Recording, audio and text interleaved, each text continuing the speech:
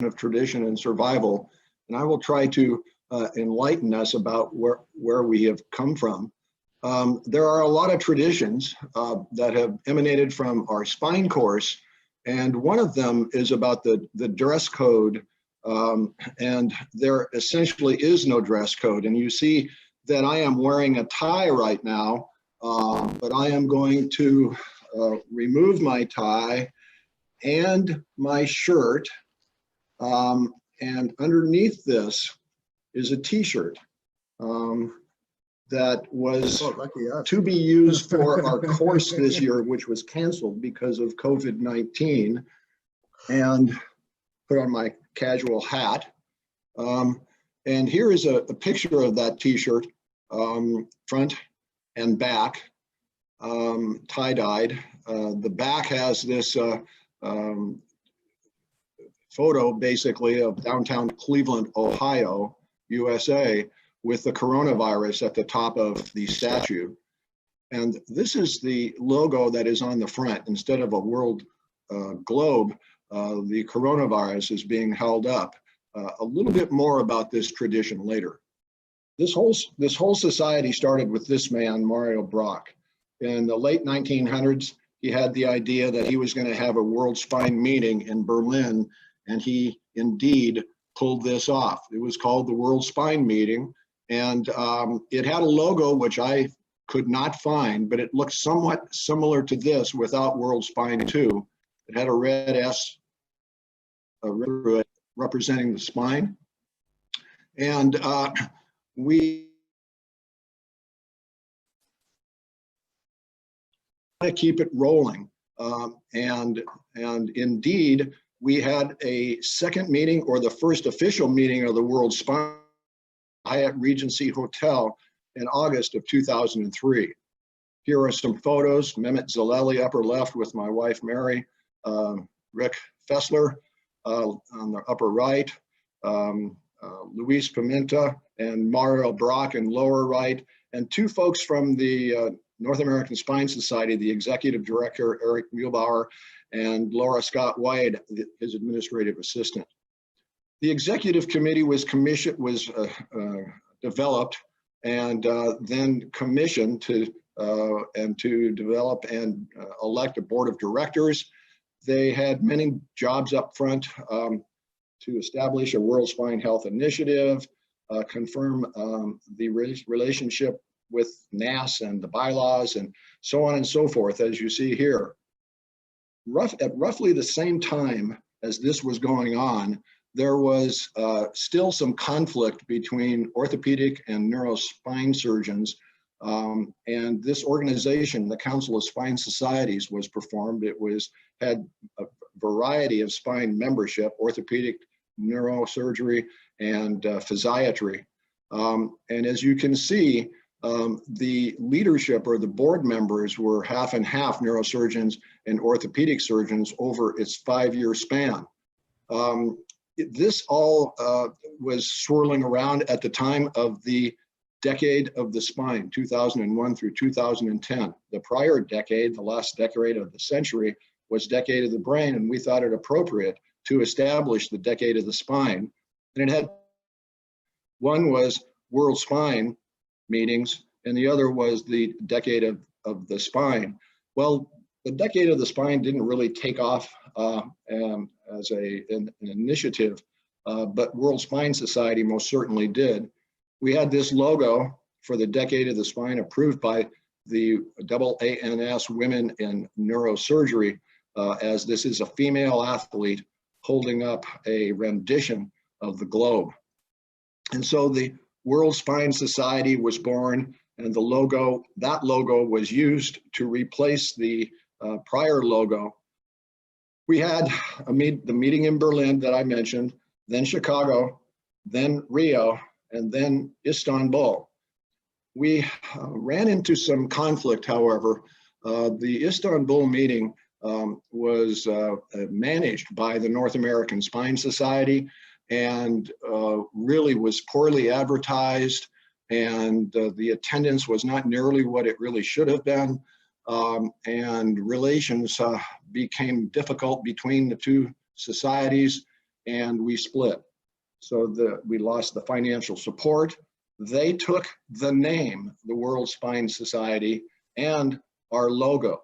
In reality, the logo was drawn by an artist from my institution, the Cleveland Clinic, and we sort of owned it ourselves, but we said fine. And so Mehmet Zaleli from Izmir, Turkey, who is an artist, crafted our new logo, which is depicted in the lower right and on full screen here. And we went on to have more meetings. Had a meeting in Santorini in May of 2010, followed by a lab in Larissa, Greece. Then we had a meeting in Jamaica. Notice a 4-year gap there. This was a risky time, risky from the perspective of the organization surviving. And then a meeting that Sandeep hosted in Delhi, and a meeting that Paulo hosted in Lisbon with the lab, and then Porto for the meeting itself.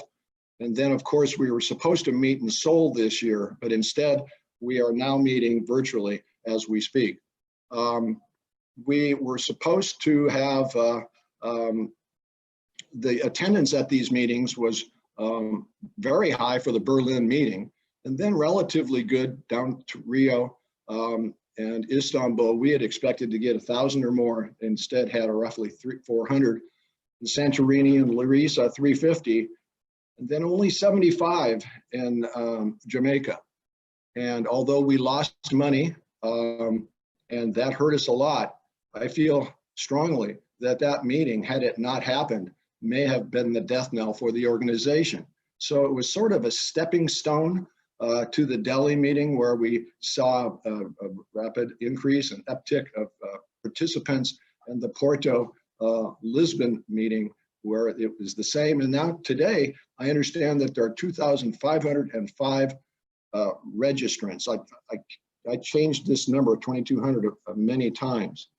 The presidents over the years have been, I guess, Mario Brock, although he does not perceive himself as a president. He simply organized the first meeting and was a founder, if you will, followed by myself, Luis Pimenta, Mehmet Zaleli, Obad Saud, Sait Naderi, our current president, Yanis Polytheterakis, and our soon-to-be president, Selman Sharif.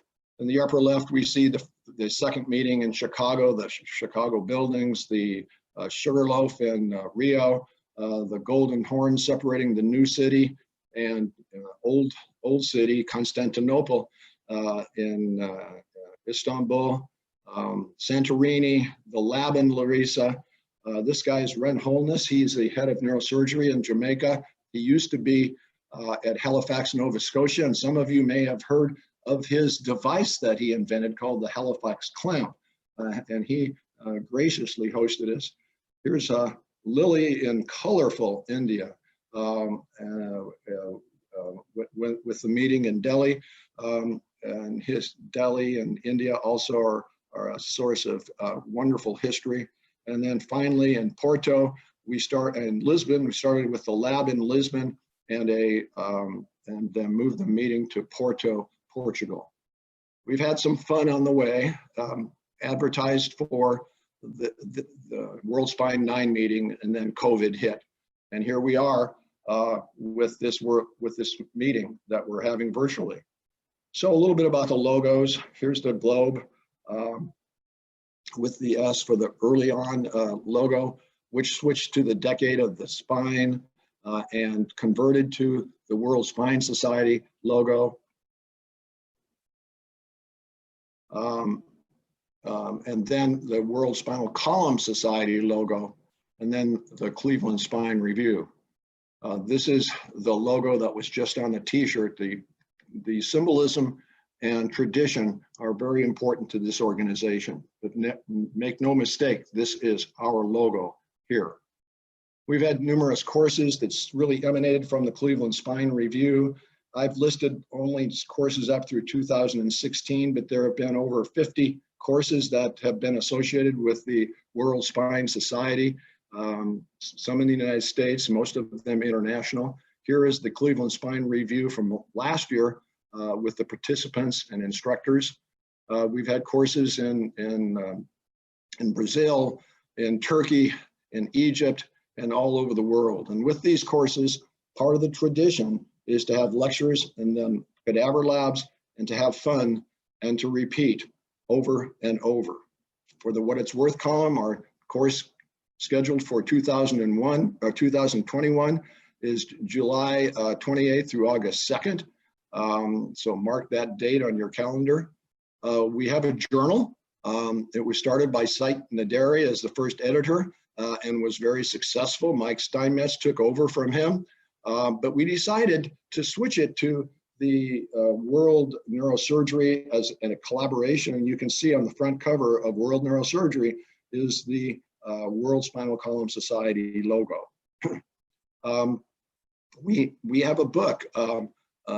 Nikolai Piv and Salman Sharif have edited a minimally invasive spine surgery. It is a wonderful book that is incredibly well illustrated and very informative. Here's some of the chapters. We will discuss this later on this morning.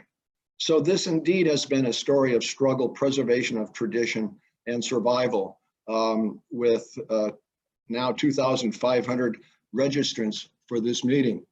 It has been indeed a long and winding road, the Beatles might have stated, but it is steeped in tradition, which I think we need to focus on maintaining over the years to come. And I bring